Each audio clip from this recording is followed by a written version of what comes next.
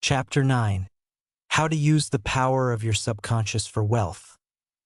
This chapter shifts focus from general life improvement to the specific application of the subconscious mind for financial abundance. It provides specific techniques and principles for readers who seek to overcome limitations and to cultivate a wealth consciousness. The chapter emphasizes that money is a form of energy, and it can be attracted to your life using the power of your subconscious. This chapter is a deep dive into the principles of wealth manifestation using the power of the subconscious, and it is also practical, providing strategies and approaches for readers who want to change their relationship with money. The chapter begins by acknowledging that many people are inadequately compensated, implying a belief in the inherent worth of individuals and that they deserve to be well compensated. This acknowledgement serves as a starting point for readers who feel they are not receiving their fair share. The author states that one of the reasons why many people do not have more money is that they silently or openly condemn it. This belief is counterproductive, as it suggests an unconscious rejection of what is desired. It highlights the importance of addressing any negative beliefs about money, because our subconscious will act on those beliefs. Another reason why people do not prosper is that they have a sneaky subconscious feeling that there is some virtue in poverty. This idea points out that many people subconsciously believe that being poor is somehow morally superior, which can be due to early childhood training, superstitions, or misinterpretations of scriptures.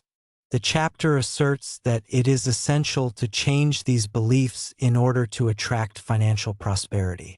This is important because these subconscious beliefs can be very powerful and difficult to overcome without conscious effort. The chapter provides the idea that your subconscious mind is a storehouse of wealth. This reinforces the concept introduced in chapter that each individual has access to an inner treasure trove, but instead of it being a treasure trove of infinite intelligence, it is a reservoir of financial abundance, waiting to be tapped into. It emphasizes the idea that there is no lack, and that there is an infinite source of wealth available to everyone who learns how to access it. This is meant to inspire readers to recognize that wealth is not a limited resource, but can be made available to anyone. The chapter introduces a practical method for building a wealth consciousness. The author says that you should repeat the words "wealth success" for about 5 minutes to yourself 3 or 4 times a day. This simple affirmation is a tool for programming your subconscious with positive beliefs about wealth. Instead of saying, "I am wealthy," the idea is that you are dwelling on the power within you which contains all elements of wealth. This helps to circumvent any conscious resistance, such as the feeling that you are not currently wealthy. This is different than making a false claim. It is instead focusing on a concept. It emphasizes the idea that the feeling of wealth will well up from within as you focus on the concept of wealth, which is a natural outcome of dwelling on positive concepts.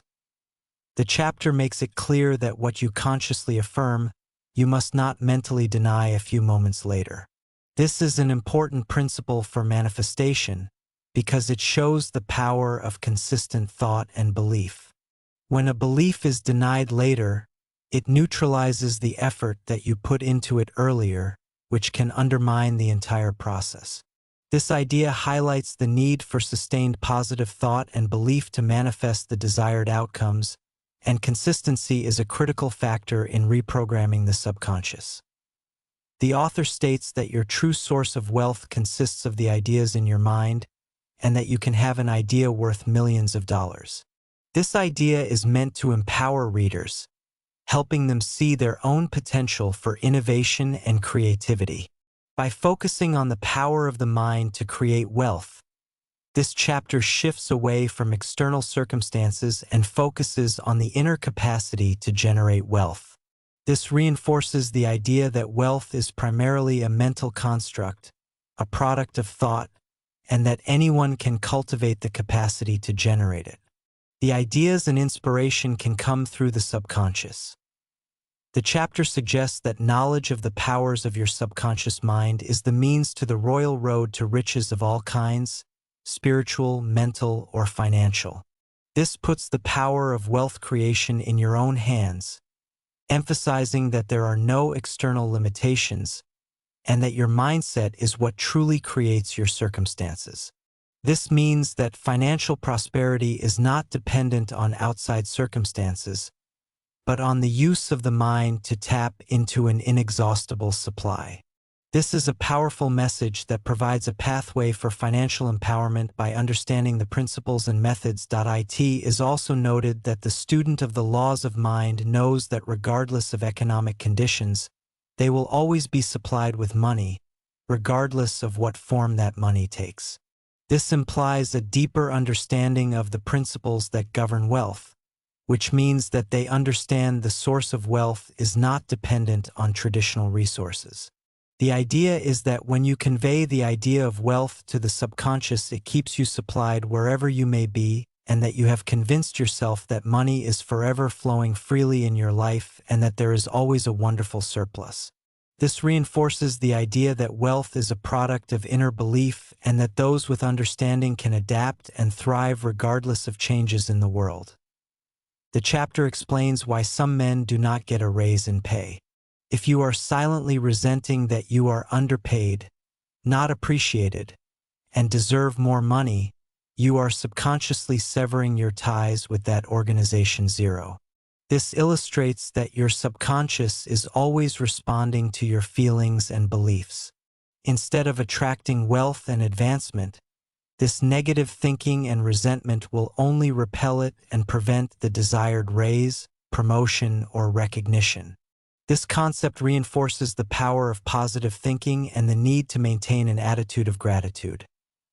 The author provides the example of a young boy who wanted to become a doctor but had no money, and who used his subconscious mind to attract everything necessary for the fulfillment of his dream. He used to picture a medical diploma with his name on it and live with that idea until it penetrated his subconscious mind. The boy's example illustrates that no obstacle can prevent the manifestation of a deeply held desire. It demonstrates how to effectively use visualization as a tool for attracting success. The Chapter 9 introduces the idea that you cannot get something for nothing. This highlights the need for integrity, honesty, and perseverance, and that any attempt to get something for nothing results in attracting lack, loss, and other negative consequences. The idea is that true wealth is based on providing value, and that those who steal or cheat will ultimately rob themselves of peace and harmony. This idea reinforces a sense of ethics and moral principles in wealth building. It also encourages people to work for their wealth by honest means.